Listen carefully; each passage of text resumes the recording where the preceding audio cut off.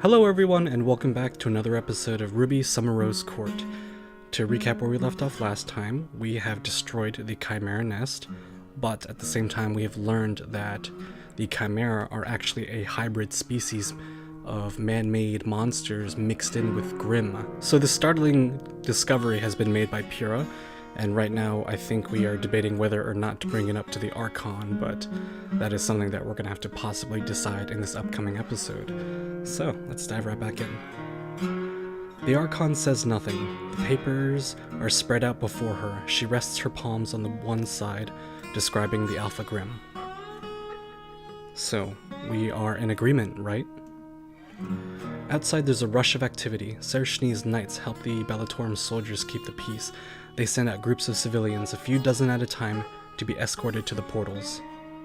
Yes. She looks up at me. Other than this underground city, do you know of any other places that might have survivors? A few, but it was risky to try and keep up contact. Send runners out to the other establishments. We just put such a huge dent in the Chimera population that not a single one bothered us on the return trip. And we weren't being sneaky either. Yes, I appreciate this. I just can't understand how this is happening.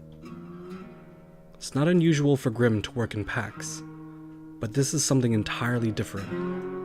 A single Grimm controlling hordes of man-made monsters. It has the blueprints. I mean, it knows how to make them. Now all it needs is time and a safe place to hide. And we've all seen that this is something you can't fight alone. So here's the plan. We regroup in Vale, seal the portal if we need to. Let's hope we don't need to. Get some automatons and lots of dust for Mishklas. Come back and track down the Alpha Grimm. And smash it! I must make one request. Even here, she keeps her spear in hand, ready to spring to action. Her grip visibly tightens around the haft. I want to stay behind with a few of my people to continue hunting it. What? But that's not safe. She shakes her head. I cannot rest until we find it. Pyrrha gestures around at the underground camp. If we block off a few more of these tunnels, this area is easily defensible by as few as 10 soldiers. What if you can't find 9 other people who want to stay? Kind of a rude thing to say. She looks at Yang, expression inscrutable for a moment. I doubt that will be a problem. Yep. I mean, Bellatorm soldiers, they are a proud people, I can imagine. We are among the last group to return to the surface. The underground city is empty, quiet behind us as we leave. A few minor portals have been set up near where we first came through. Easy now, everyone enter in groups of 3. Families stay together, no pushing. Even the major portal is in use. Whatever rule we have about letting commoners use the major portal, it's not in effect on this side of the divide. Pyrrha watches about 15 of her soldiers still standing behind her. She accompanies me to the portals. Really, I don't see why you had to leave last, Your Majesty. Just a matter of principle, I guess. And I want to say goodbye to Pyrrha and make sure all the refugees come through. My court waits for me to leave first, not wanting to leave me behind, but there's one last thing I have to do. Pyrrha stands a little taller when I approach her, keeping her gaze focused on the portals ahead of us. I'm going back home. I would really like it if you came with me. For a moment her expression remains severe, professionalism intact when out in public. Then it melts away, replaced by a smile. I'd like that too, but my duty is here. Could it possibly be? I lick my lips, suddenly nervous. Pyrrha, do you have a special reason to stay behind? Something that maybe has to do with the portals? Nora bounces up to us, linking her arm with mine and knocking me off balance. Yeah, or voices in your head?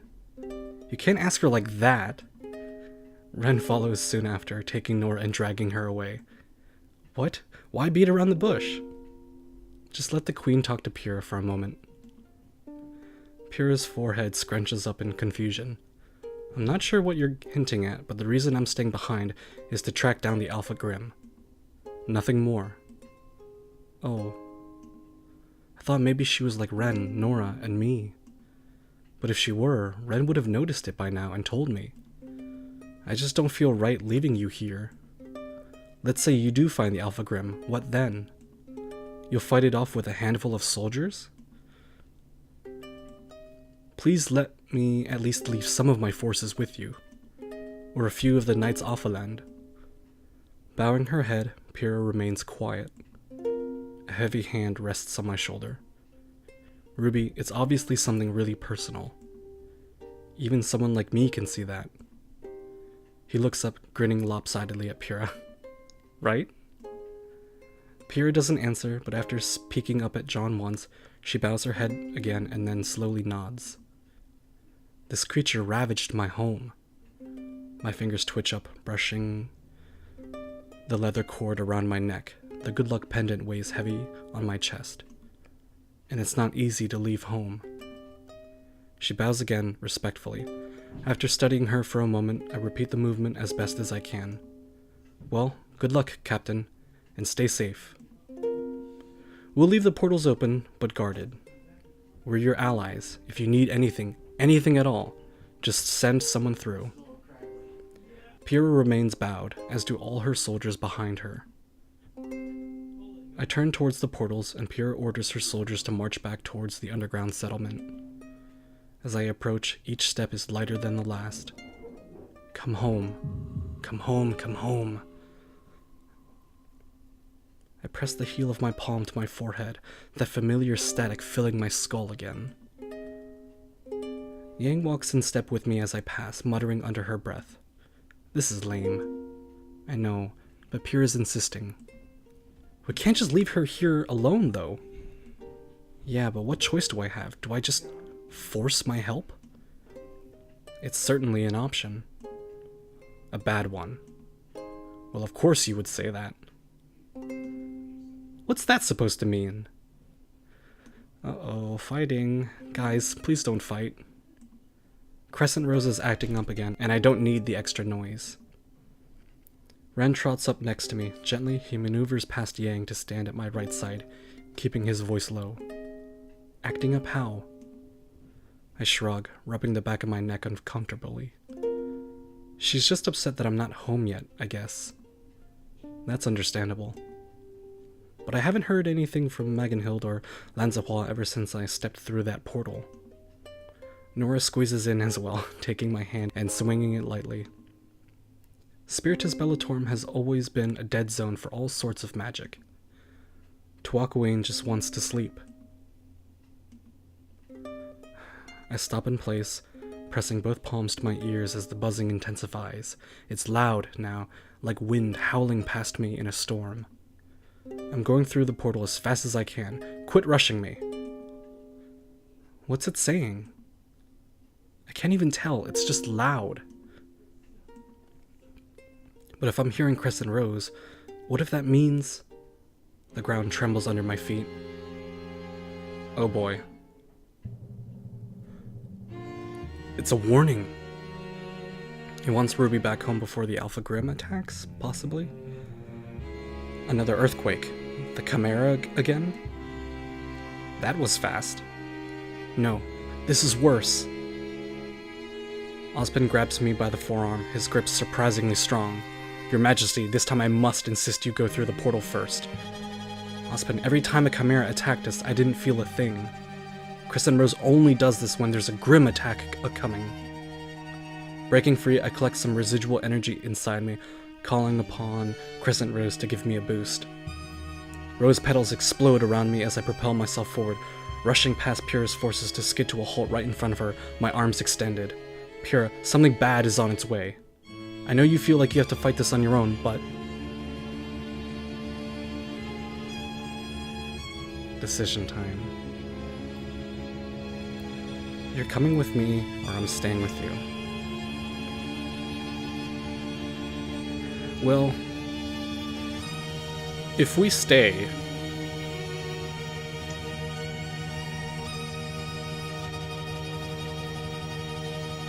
how am I trying to say this? I feel like if we leave Pyrrha to stay here to fight the Alpha Grimm by herself and 15 soldiers, they will die. Like, it's a heroic sacrifice that might hint to, you know, her last name. I mean, to her first name, you know, Pyrrha, Pyrrhic victory. But, I feel like if you're coming with me, she might listen, but then that still means that the Alpha Grimm stays in this realm, and that's just bad. But if she stays, she'll die. This is a tough decision, but I think I'm gonna stay with you. But I'm staying here with you. Pyrrha's mouth opens, shock rendering her speechless. In a flash, Sershni chases after me, looking flushed. If Her Majesty remains, then I must as well. My knights are well trained and you have our full support. Oh god, you mean it's not over yet? John smacks a palm against his forehead before running to my side. You've got my shield too, Captain Nikos. Anywhere Ruby goes, I'm gonna follow. Oh, Jean. That's really brave of him. Pyrrha's just shocked. The ground shakes again, harder this time. Pyrrha's soldiers stand uneasily, some of them even looking at the portals with second thoughts. Who could blame them? Do you know how to fight a real Grimm? Not a chimera? No. I know magic isn't strong here, but our blades were enchanted against Grimm by the magic of my plane. Your spear is going to crack right on their hides. This is ridiculous. We can't stand here arguing all day. Yeah, I know, that's why I'm trying to tell you. You need my help. No, I won't put the Rose Monarch in danger for something that's our fault. She holds her spear out, shield up as though she means to bash me aside. She closes her eyes, shouting, "Just let me do this, Ruby!" And as the words leave her lips, the ground splits open under our feet. Ah! The earth moves like a wave, throwing us into the air. Crescent Rose is louder than ever, but nothing is distinct. All I can feel is wild panic. I hit the ground heavily, my head striking against rock. Ow. Ow! Ruby, are you okay? I hurt my face. Once I'm on my feet, I see a dozen fissures have opened up in the ground. Pyrrha and I are separated from the rest of the group by a seemingly bottomless pit. Come on, this way. Taking my hand, Pyrrha leads me to the thinnest part of the divide and hops across. I follow her. She's sure-footed and determined. We're close to the other group by the time we feel the ground shiver again. I think we made it angry. Still want to stay behind? The other group forms a tight circle, weapons outward. Everyone's ready for Grimm or Chimera to come spilling out of the ground. But from where? There's gotta be a million caves that just opened up. Where is it? It has to be close. It's toying with us. I feel a tug, like the yarn around my wrist when a portal is opened. Putting a hand to my chest, I stand still for a moment, struggling to remember how to breathe. You tried to warn me, didn't you, Crescent? A terrible howling fills the air, so loud all of us clap our hands to our ears. Struggling to focus, I look up at the source and see another fissure has been made, right in the middle of the air, like a tear in reality. What the hell is that? A portal! Bright, white, lined with violet, and terrifying. I feel another tug at the center of my being, yanking me towards the new portal in the sky. Huh. It pulls again, louder somehow, filling me with that awesome power. Oh no! Something huge and black drops down from it, landing with a deafening crack on the ground in front of us. The Alpha Grimm is here. And that's Ruby and Pyrrha right over there. Wow. It looks monstrous, like this is like the skull it seems, and this might be like a scorpion tail. Wow. The Alpha Grimm towers above us, mandibles spread open to let out a blood-curdling hiss. It's unlike any Grimm I've ever seen, dozens of legs skittering to move with snake-like speed. So it's like a centipede. Blocking Pyrrha and me from the rest of the fighters, the monster roars again. Don't panic, we've got it cornered in. This is a good place for it to have landed. You're awfully calm about this. I wish the worst thing that had ever happened to me was a monster dropping out of the sky. One of Sershni's fiery glyphs bursts into life, making the creature curl up and roar. Don't let up. Agravain, if you've ever needed a reason to experiment with the new grenades, this is it. Yes, Knight Commander. Shivering, the Alpha Grimm screeches. Its head darts in, jaws snapping just an inch away from my face as I leap backwards. Vicious, pitch-black globs of oil roll off its back, splattering to the ground with a hiss. Whatever that stuff is, do not touch it. Yeah, you really didn't have to tell me that. Okay, Yang. But that's an easier task for them than for Pyrrha and I. We're still cordoned off, desperately swinging away at the limbs that come after us, trying to make a dent in its chitinous armor. Then, to my horror, the black spots on the ground begin to quiver and rise up, taking shape right before me. A dozen burning red eyes stare back at me, fully formed Grimm spawned from the Alpha. Grimm make their own portals.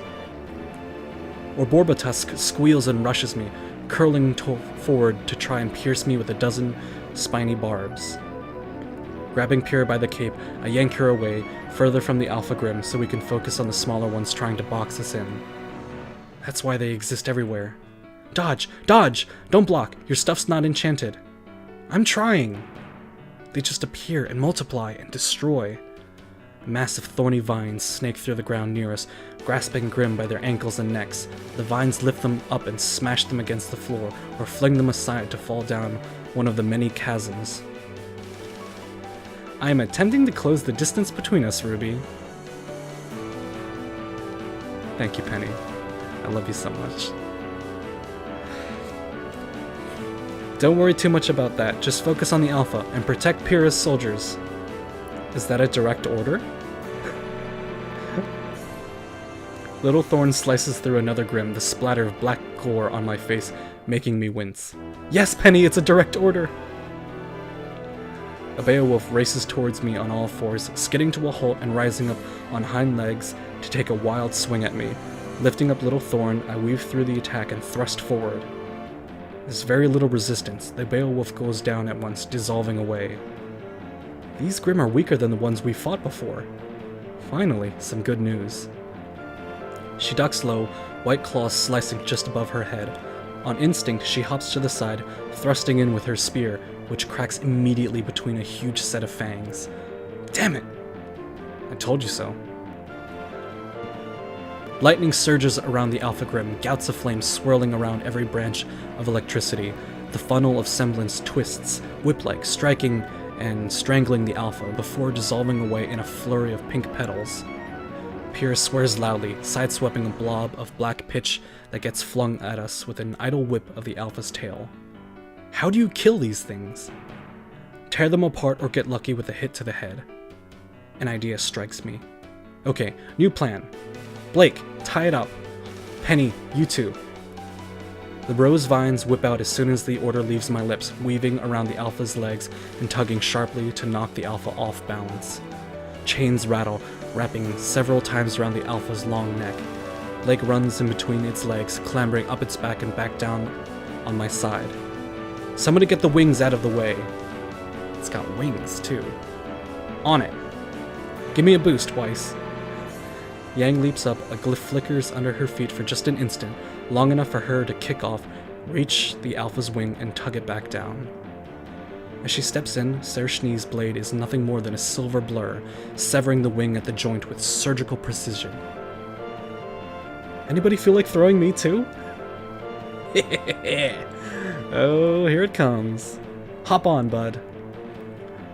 Jean puts a foot on Nora's hammer, resting unsteadily on it for a moment before Nora swings in a complete circle, launching Jean right at the Alpha. Holy shit. Flower petals surge around him, keeping him airborne long enough that he can land safely in between the Alpha's wings. Oh god! He windmills for a second, shield and sword waving wildly before he lifts up his blade and hacks at the other wing. Good job, John. It's a sword, not an axe. Clean strikes, clean strikes. Easy for you to say. The Alpha's tail whips up, nearly striking Jean in half. He hunkers down, shield above his head, until he sees his chance, hopping off the beast's sword first. The sword tip catches on the membrane of one wing, slowing his descent as he tears down it like a sheet of cotton. Yeah! Hey, he's still alive. Bounding over to me on my side of the beast, Jean gives me a shaky grin. What next? This is so cool. This is so cool. Everyone's working together. Don't let up. We're weak here, but so are the Grimm. Unexpectedly, I start laughing. A flutter of pleasure bubbles up inside me at the realization. You heard the lady. Rip it apart. I'll take the right flank. Spiritus Bellatorum soldiers, to me, you need to retreat. The soldiers look to Pierre for direction, loyal even now. Pierre tosses her broken spear onto the ground, defeat clear in her posture. He's right. Do as he says. The Knights Alpha spread out, moving in formation to surround the Alpha. The Grimm rears back, its mouth open as it roars, at least until one of Agravain's grenades finds its mark. Keep calm, we faced worse than this. When?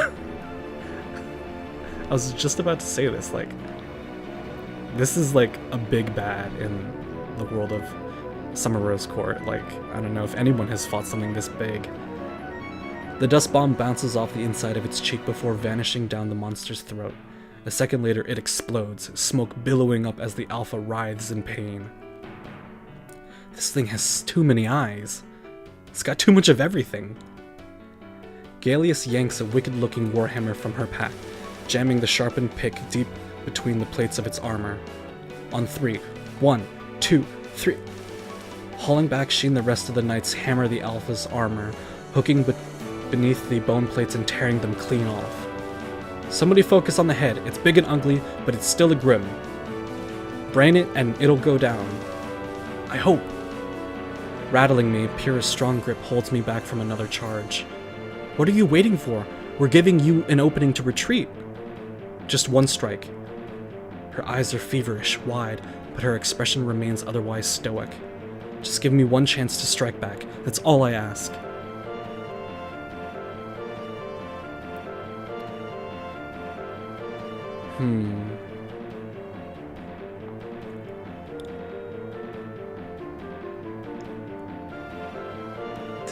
Decisions.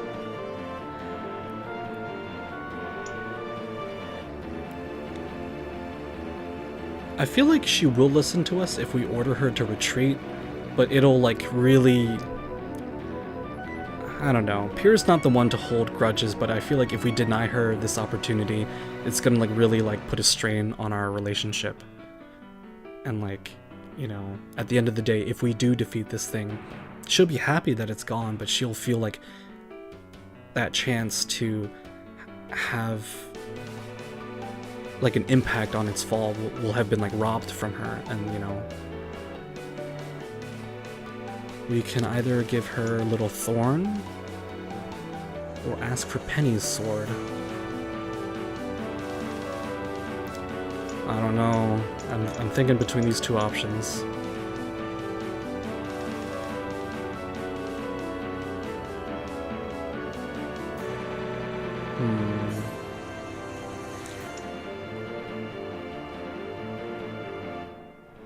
Alright, well, we can't leave ourselves defenseless, so maybe ask for Penny's sword, because she's not really using it. I think she's using the vines within her. Can you use a sword? Yes, Your Majesty. Find Penny and get hers. She's not even using it anyway. Try. Something whacks into my breastplate several times. Alarmed, I try to slap it away only to have a stone vine wrap around my wrist, the sword clutched within its grasp. Perfect! She takes it, testing the edge on a strand of her own hair. It slices through without a hint of pressure. Perfect. Tossing its head, the Alpha breaks free of its chains, slithering towards me fast enough that I don't have time to react. One spiked leg thrusts out, stabbing me right in the center of my chest and knocking me back. All the air in my lungs escapes me in a wheeze, my armor biting into me even through the padding. Ruby! Pyrrha bolts towards me, Penny's blade raised above her head. With one blow, she cleaves right through the leg, leaving a bloody stump as the severed segment crashes to the ground. So that's what that looks like from the other end of the blade. Oh, Penny. Ducking the flailing leg, Pyrrha whips to the side and cuts up into its skull. The bone plates hold, deflecting her blade and knocking her off balance. The plating on its skull is in the way. Can you? Say no more! The Alpha rears back as Sir Lancelin slices off another leg. I take advantage of the distraction and leap up, kicking off its upper arm and landing behind its head. As I struggle to keep my balance, I drive Little Thorn deep between the bone plates on its skull. Pyrrha, do it now! I brace myself against its shoulders and yank back as hard as I can. The carapace fights, struggles, and finally comes free, sending me scrabbling down the Alpha's back. I sink the blade into the Alpha's side and hold on. Pyrrha vaults off one of Weiss's glyphs, sailing through the air before plummeting down towards the Alpha's head. For Tuakawain! Pyrrha's full weight drives the sword deep into the Alpha's skull. For a second, its whole body spasms, sending me crashing to the ground. Then it slows and stops before slamming hard into the dirt. The body base begins to disintegrate with a sound like burnt kindling in the overwhelming silence. We did it! We did it! There's a sound of metal hitting stone, someone dropping a weapon in sheer relief. Then the cheers start, wild and unhinged. Yang is at my side in an instant, wrapping me up in her arms and spinning me around. Little Rose, you were amazing! Tears start flowing down my face, but they aren't from joy. Yang, ow, stop, please stop. Please, it hurts so much. Oh right, she was stabbed. She lets go at once and I bend over, wheezing in agony. All the adrenaline is gone, leaving me with nothing but a terrible pain. A cool hand presses my bangs back, clearing a streak of blood from my forehead. Your Majesty, are you injured? I nod, starting to feel a little sick now. Just a few heartbeats later and Blake is there as well, checking me for any cuts or scrapes. Doesn't look like it bit you. It didn't, it just got me real good in the chest. I straighten up a bit, just to let them see the dent, right in the center of my breastplate. The three of them hiss in sympathy. Oh, no. Come on, Ruby, let's get you home. Sershni steps in and stops Yang with a hand on her shoulder. Hands off. You're too rough. You'd only hurt her further. Excuse you? Just let Yang take her. We're not waiting here for a stretcher. I'm okay, just give me a second to catch my breath. Sershni ignores me and stands up straight, bristling with indignation. Well, she obviously can't walk in this condition, and somebody needs to get that breastplate off of her. Sershni doesn't wait for a response and starts to undo the latches herself. Oh, Weiss. I back away. Hey, I can undo my own armor. If Yang's too rough, you're doubly so, Weiss. Guys, what's with you all of a sudden? I really just... Oh.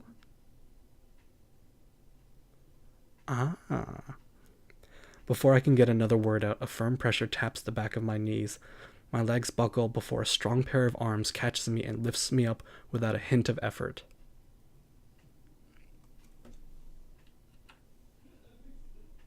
This is,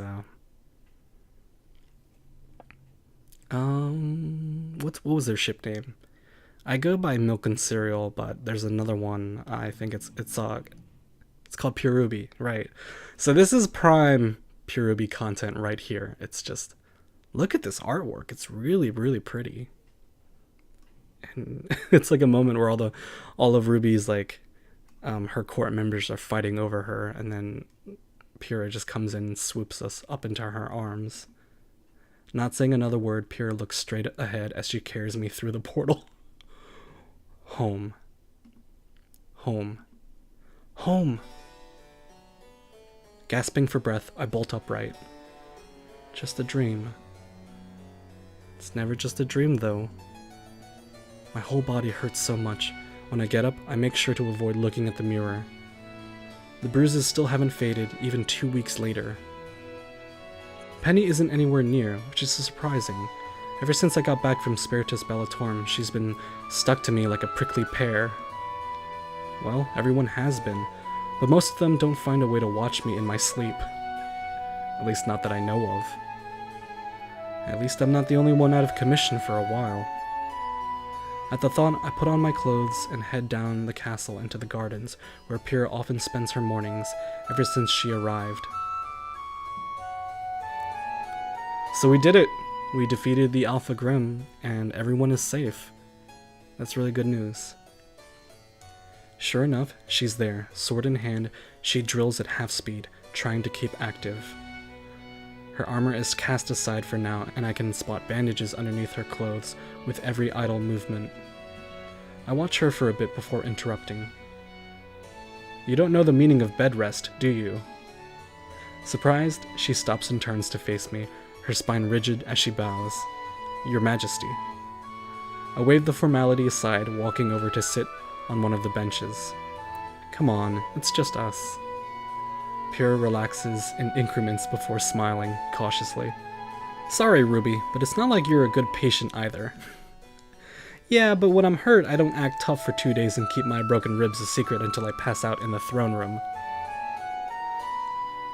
So she had broken ribs, and then she passed out 2 days later. Wow. I wasn't aware of the extent of my injuries.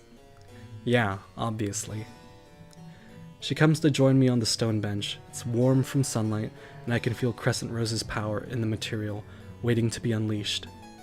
Instead, I rest my hands on my lap.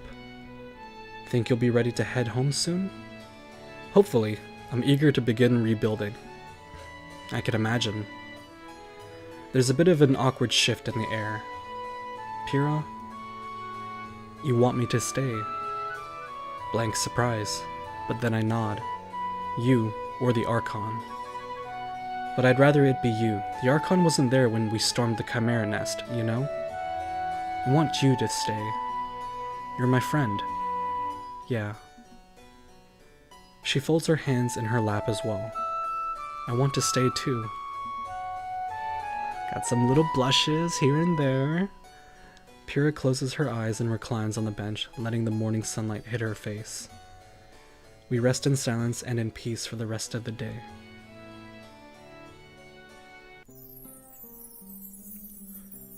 I'm exhausted, but that's nothing new. Even if I get enough sleep at night, I wake up drained. Tonight, I feel the nightmares hovering on the edge of my consciousness, no matter how hard I try to keep Crescent Rose at bay.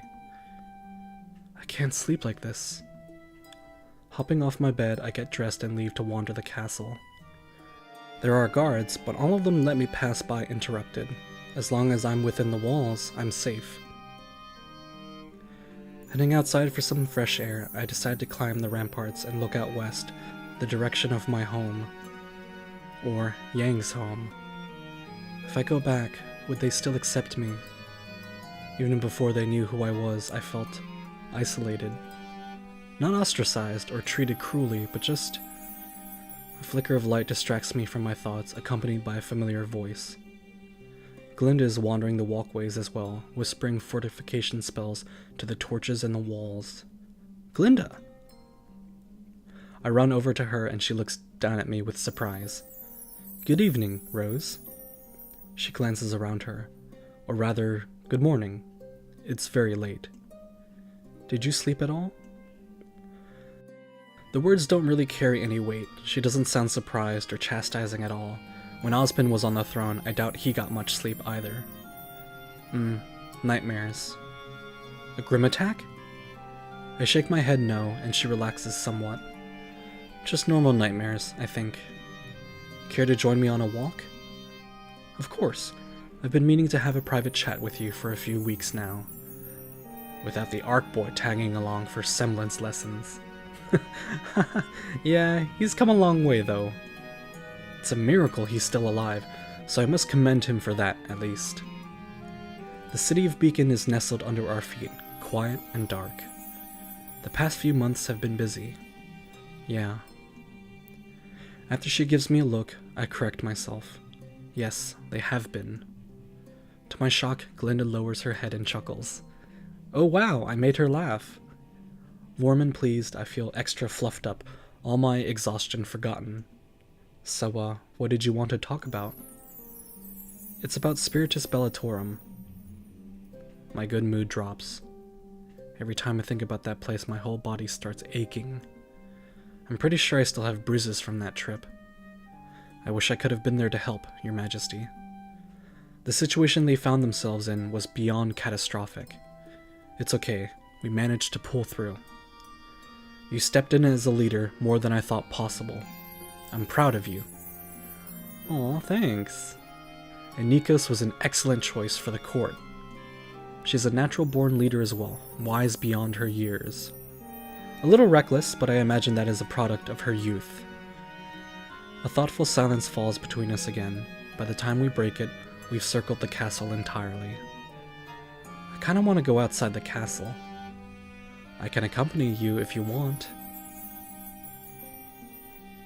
I think I might be strong enough to go places alone now. She opens her mouth to protest, but it's more out of habit than anything else. You're right. Ever since I learned of Crescent Rose, I wonder more and more how anything managed to kill your parents. Well, that's a bit blunt. She's been kinda restless lately. She? My spirit, Crescent Rose. I mean, maybe she's a he? I don't know. Not like I can ask her. Ren's been teaching me stuff about Crescent. She's not awake yet, according to him. Nora's been good to have around too. She helps make it all less scary. Her relationship with Magenhild is so good, it makes me hope. Maybe if I can talk to Crescent, maybe we can be friends, just like them. I wish so much that I could have been a better tutor. But these things, we know nothing about them.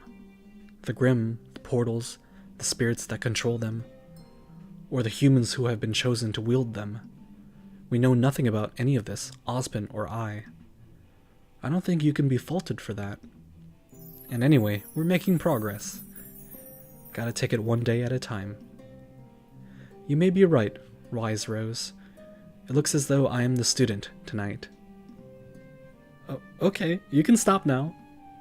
You're being too nice, it's creeping me out. Glenda laughs again, just a little darker than before. I have to go reinforce the walls now. Come join me another night when you want to chat again. I will.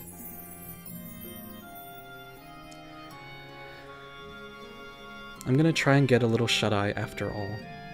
Disrobing, I take off my armor, then I hear a knock at my door, startling me. I wonder who it is.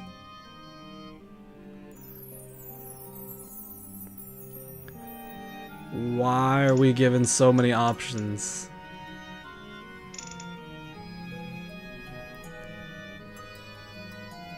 Wait a second.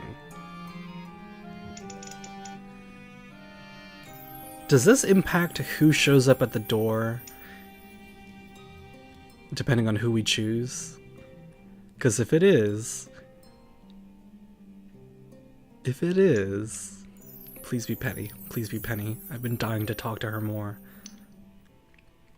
Hopping off my bed, I head over to the door and open it. Huh? Nobody's here. Aw, that sucks. I close the door slowly, but then hear the knock again. Hold on, that's not coming from the door. My eyes fall on one of my wardrobes standing inconspicuously in the corner. I creep over and, taking a deep breath, yank it open. A heavy bundle of orange and green falls on top of me. Ah! It is Penny! Holy shit! Ah! Penny?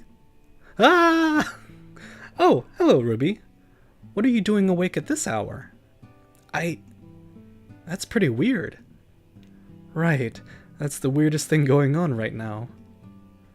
I was taking a walk because I couldn't sleep. Nightmares. Oh, I'm sorry. It's fine. I've had nightmares all my life, at least now they're starting to make sense. More importantly, Penny, what were you doing in my room, in my closet? Penny hesitates. Oh, yes. I was just thinking. I normally stay in the place behind the paintings, but there was so much hustle and bustle. You mean that creepy stage where I found you? In the box? No. The workshop area above it. Oh, okay. The slightly less creepy secret lab. Precisely. It's not so secret anymore, of course. I mean, Blake is always down there reading books, and Sershni's always tinkering with the machinery. I couldn't hear myself think. Penny, you don't have to live in that weird lab. If you want some space, there's plenty of empty rooms in the castle for you to take. Didn't I give you a room? Oh no, I'm small. That much space would be a waste. I couldn't bear to be a bother. Oh, Penny, you deserve a room of your own. The wardrobe is fine. I usually sneak out after you've fallen asleep anyway. Penny, it's not fine. You need your own space to... Wait. Just how often have you been hiding in there? Oh, not often. Just when things get loud. But that's pretty rude, isn't it? Yeah, a little. It's not like I mind, but... You need that space for clothes. Would you rather I hide under your bed from now on? No, that's okay. She glances away from me, almost as if she's shy. I chew the inside of my cheek, considering what to do, before lightly tugging at her hand. Come over, let's sit down.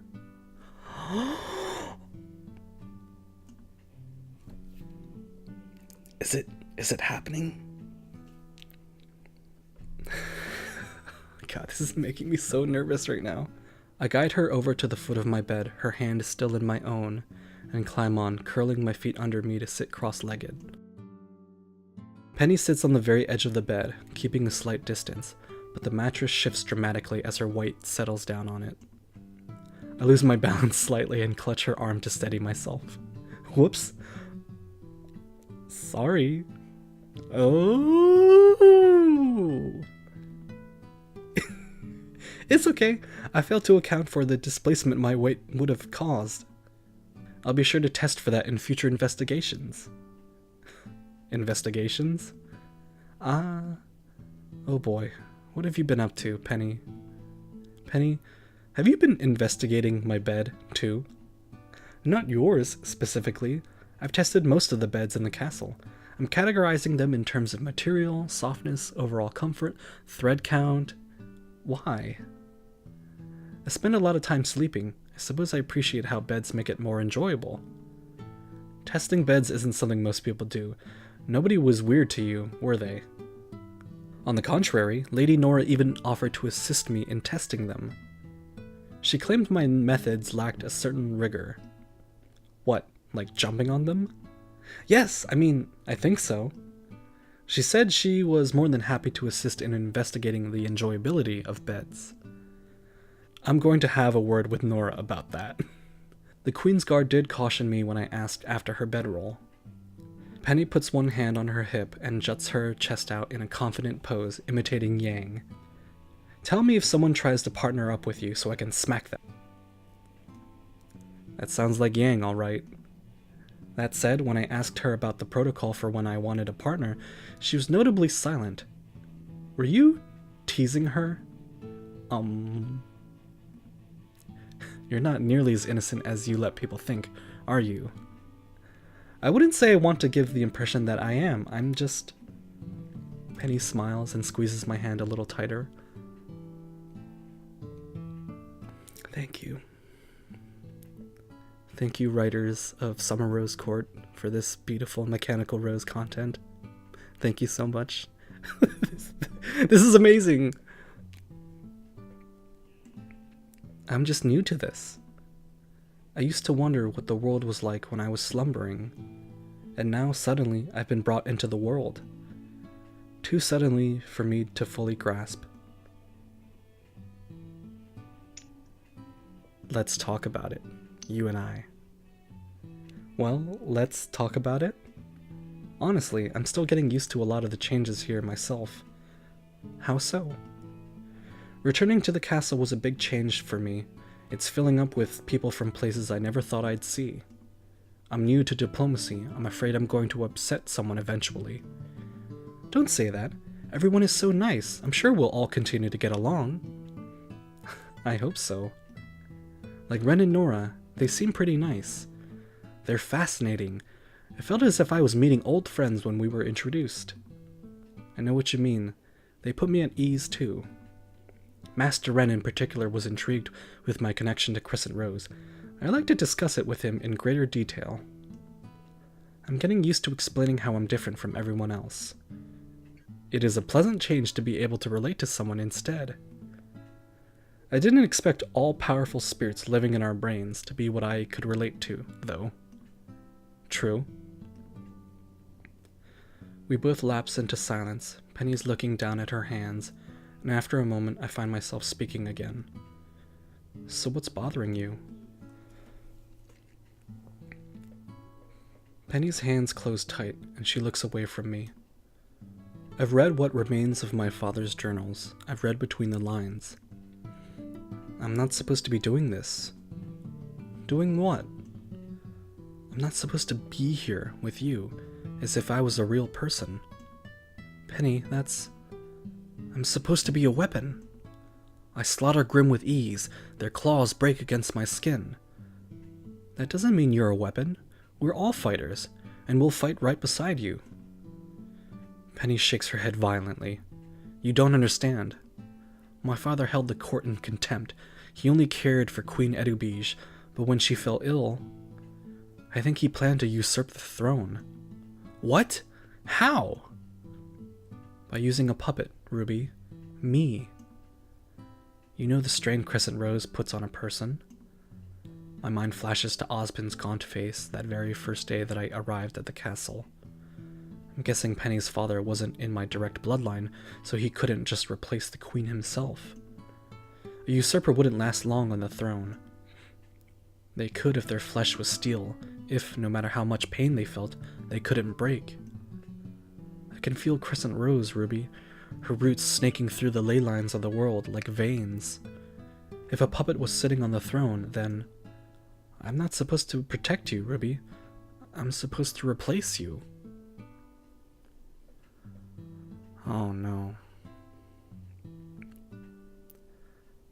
This entire scene is just like that moment in season 2 when Ruby and Penny are talking in the alleyway about what makes someone real, and I am loving it, even though right now it's pretty angsty. Like, this is just so great. Thank you so much, writers of some Rose Court. This is just amazing content that I can't get enough of. I'm enjoying this so much. I'm sorry. I shouldn't be here. Penny lurches, clambering away from me, but I grab her arm before she can make an escape. Penny, stop. Listen to me. Weapons can't understand what they're used for, or why they're made, or what they do. Weapons can't smile or laugh or test how comfortable a bed is. And they can't mourn. And I know you've mourned Edubige. Even if your father did mean for you to be a weapon, you are so much more than that. I know you want answers, but whatever purpose your father had in mind, well, it doesn't matter anymore. Ruby. Penny is silent for a long moment, looking down into her lap. My hand is still gripping her arm, but rather than release her, I move my hand up to squeeze her shoulder. There's a slight give to the warm metal of her joint, and she leans into my touch slightly.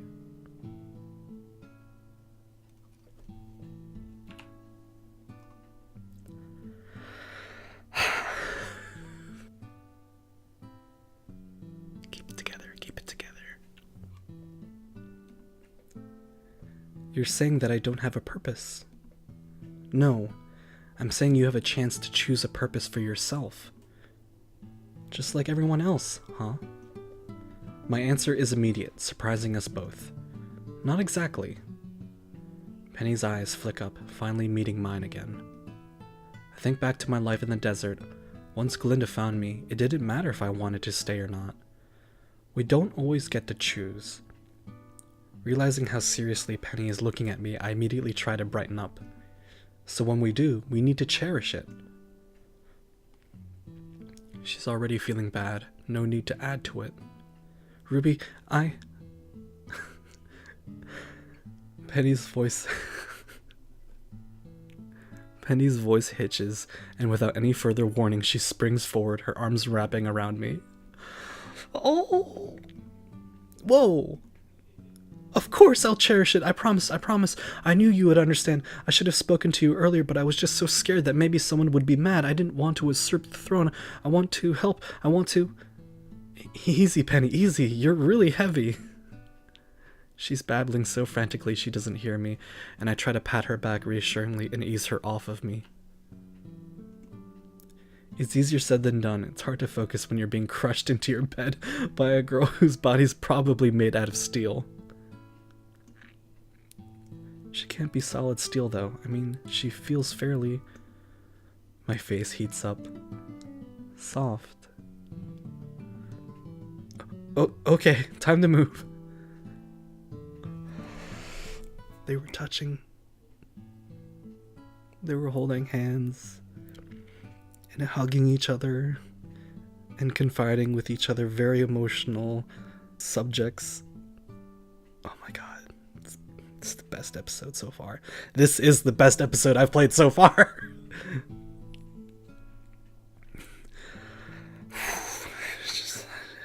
Okay. All right, take a deep breath. Okay, you got this. Mustering up my years of dragon wrangling, I hook my arm under Penny's and twist my waist, successfully dislodging her and giving me some breathing space. She flops down on the bed beside me, graduating from babbling to stammering. Are you okay? I'm sorry, I forgot to factor in displacement. For a moment I feel her freeze, and then she pulls away from me, smiling once more. Her hands slide down my forearms until she's only holding me by my fingers, and as heavy and solid as she is, I get the feeling that I'm the anchor right now. Thank you. I didn't intend to get so upset. I bet it feels good to let it out, though. Yes, it does in fact feel better. But it's late, and I never intended to keep you up. I really should let you rest. She says that, but her hand is still holding mine, reluctant to let go. Don't let go, don't let go.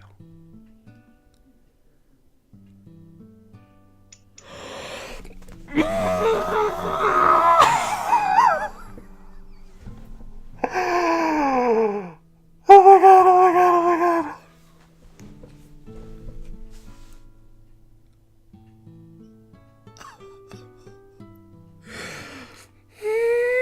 god.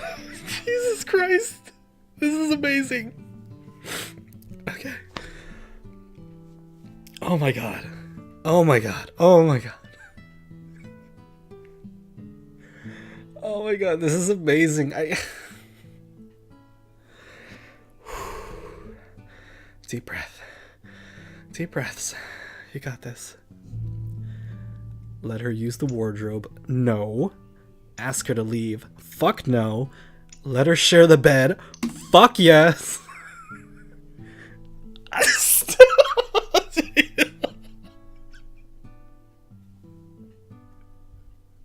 Stay here tonight. Oh my god. Oh my god. This is the best Mechanical Rose content I could ever ask for. Oh my god. Oh my god, this is amazing. This music, the conversation, the writing, it's all so beautiful. Stay here tonight. Okay.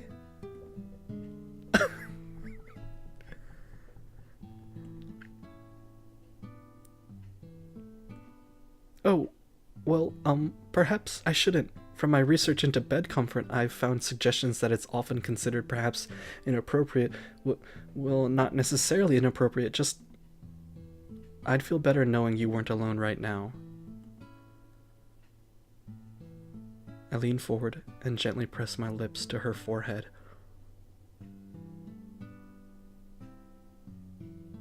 Lingering there for a moment, I can feel her breath tickle my chin.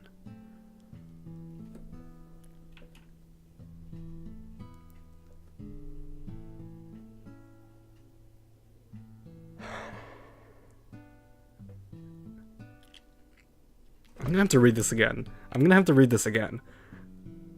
I lean forward and gently press my lips to her forehead. Lingering there a moment, I can feel her breath tickle my chin.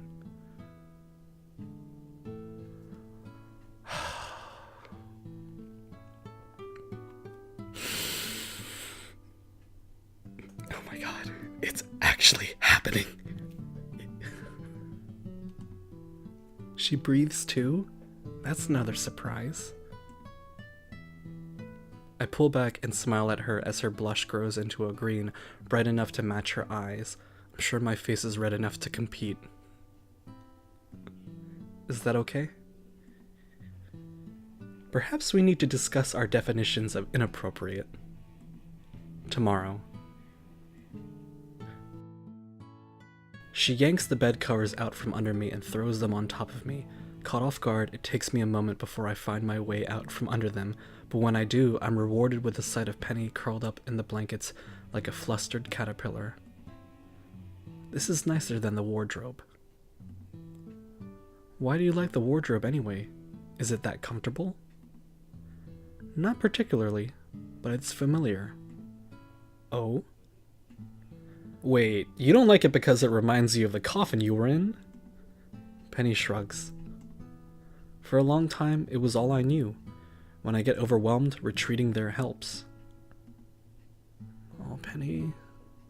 Penny. Penny. I see. Her hand snakes out from under the covers, resting between us. Taking the invite, I reach out and curl my own hand around it. This is much nicer.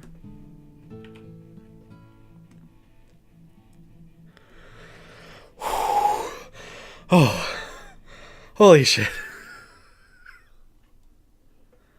That was a thing. Wow. Okay. All right. We're approaching the hour mark, so I think this is a great place to take a break, but holy shit, that was the most amazing episode I've played so far, hands down.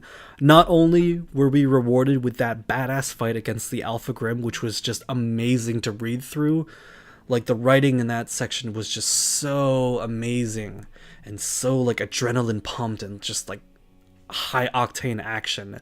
And then we go from such a brilliantly fast-paced action sequence to like one of the quietest, most calm moments between Ruby and Penny. And I'm like speechless right now. The writers of this game really, and I say this wholeheartedly, they have a solid, concrete understanding of the characters from canon, and they build upon them so well in this game. Like, obviously they are creating like a fan game, but like, and they're taking elements from the show, you know, with, you know, Jean's semblance that he can heal, you know, and, you know, like, well, I guess what I'm trying to say is that they have a solid understanding of the characters from the canonical show, but it's not a simple retreading of all of those familiar story beats and characterizations from the show. Like, they take their understandings of those characters and they elaborate on them in this game and make them original in the context of the world that they have built for this game.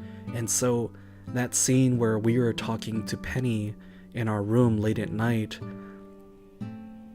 like, is it similar to that scene in the alleyway in season 2 where, you know, Penny confides to Ruby that she's not a real girl, and then Ruby validates her, and then B's there for her as a friend?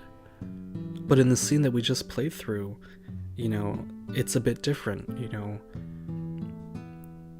Penny sees herself as a weapon, something that's not real, but as a weapon, and something that was made to replace Ruby. And of course, you know, Ruby denies that notion and, you know, comforts her and reassures her that she is in fact not a weapon and that she can choose whoever she wants to be. You know, although we can't really change the fact of our roots, but we can change the future, our outcome. And I find that so beautiful. As someone who really loves this ship so very much, like I can't even begin to explain like how much that scene touched my heart. Like, it made me go through years of emotion of loving these two characters, being romantically involved, and it brought them all back in such a short amount of time, and it was just so amazing to go through that scene. Like, after I'm done with this episode, I'm replaying through that entire scene by myself, and I'm just going to treasure every single frame, every single sentence, and every single, you know, sprite that they display in that scene, and I'm going to cherish it all. I'm just in love with this game.